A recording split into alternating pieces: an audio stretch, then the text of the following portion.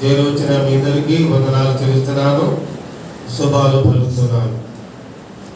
మీరంతా బాగుండాలని, క్షేమంగా ఉండాలని, దినదినం మీ కొరకై ప్రార్థించండి. కృప, బాధ్యత, భారము ప్రభు నాకు ఇచ్చినందుకై మరొకసారి నా శిరం వచ్చి దేవునికి స్తోత్రం చెల్లిస్తున్నాను.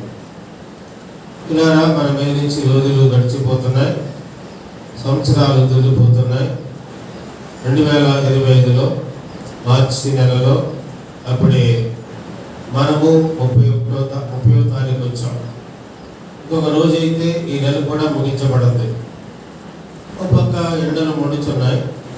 అయినప్పటికీ మన ఆదివారం కార్యక్రమాలు, సమాజ కార్యక్రమాలు యథావిధిగా జరిగే నిమిత్తమై ప్రభు మనకు ఎంతో సహాయం చేస్తూ ఉన్నాడు.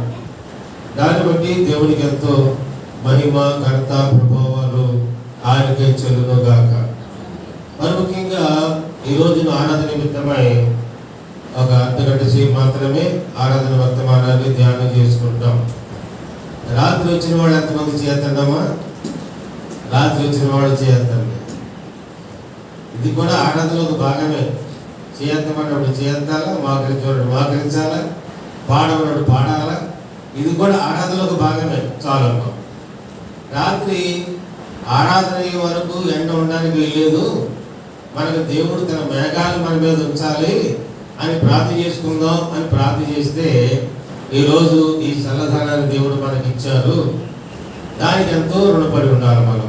మన ప్రార్థన దేవుడు ఆలకించేవాడు అనేది స్పష్టంగా దేవుడు మనకి ఈ రోజున చూపించాడు. ఈ రోజున మనకి చూపించాడు. గుర్తుందమ్మా? రాత్రి ప్రార్థన చేసాం. దేవుని నామానికి మహిమ గాక. ఈ అన్న అనేటప్పటికీ మొదటి సమయాల గ్రంథము 2వ అధ్యాయము మొదటి అధ్యాయంలో దుఃఖం ఉంది, 2వ అధ్యాయంలో సంతోషం ఉంది. జాగ్రత్తగా ఈ మాటలు వినండి. అన్న జీవితంలో మొదటి అధ్యాయంలో దుఃఖం, 2వ అధ్యాయంలో సంతోషం. లేక మొదటి అధ్యాయంలో అన్న ఆక్రందన, 2వ అధ్యాయంలో అన్న ఆనందం.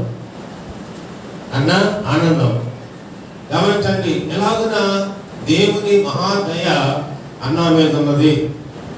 ఆక్రందన కలిగిన జీవితం, అన్నపానములు ఉన్నప్పటికీ తినడానికి మనసు లేని బతుకు. అన్నీ ఉన్నాయి, దాసీలు ఉన్నారు, పనివారు ఉన్నారు, కానీ మనసు లేదు. పడుకోవడానికి మనసు లేదు, నిద్ర పట్టే పరిస్థితి లేదు, అన్నం తినడానికి మనసు లేదు. కారణం ఏంటంటే తనకున్న లేమి అనగా గుడ్డితనం. గమనించండి, చుట్టుపూటు మాటలు మాట్లాడుతుంటే ఆమె దుఃఖంతో తన జీవితాన్ని వెళ్ళబుచ్చుకున్నది. అలాంటి పరిస్థితుల్లో దేవదేవుడు సృష్టికర్త దేవుని దగ్గరికి ఆమె వచ్చింది. దేవుని మందిరానికి వచ్చి ప్రార్థించింది. అలా ప్రార్థించిన కారణం చేత గమనించండి, అక్కడ సేవకుడు కూడా అపార్థం చేసుకున్నాడు. ఏం అన్నా, ఎందుకు నువ్వు మంత్రాలుగా ఉన్నావు, ప్రార్థనలో మానుకునము అని ఆ దైవజనుడు హెచ్చరించాడు. అలాంటప్పుడు ఆమె ఆ హెచ్చరికను ఆమె అనుకూలంగా తీసుకుంది, ప్రతికూలంగా తీసుకోలేదు. ఆ ప్రతికూలమైన మాటలను అనుకూలంగా తీసుకొని, నా ఎరిగిన వాడ నేను ఏ మాత్రం కూడా ముద్రాలుగా లేనండి అయ్యా. ఇదిగో నేను దేవుని సన్నిధిలో నా ఆత్మను కొమ్మరించుకుంటున్నాను, ఆత్మను కొమ్మరించుకున్నట్లుగా కొమ్మరించుకుంటున్నానయ్యా, నా సంగతి ఇది అని ఆమె సంగతి చెప్పింది. అప్పుడు అర్థం చేసుకున్న ఏలి ఒక మాట అన్నాడమ్మా, ఇశ్రాయేలు దేవుడితో చేసుకున్న మనవిని ఆయన నీకు దయచేయునుగా.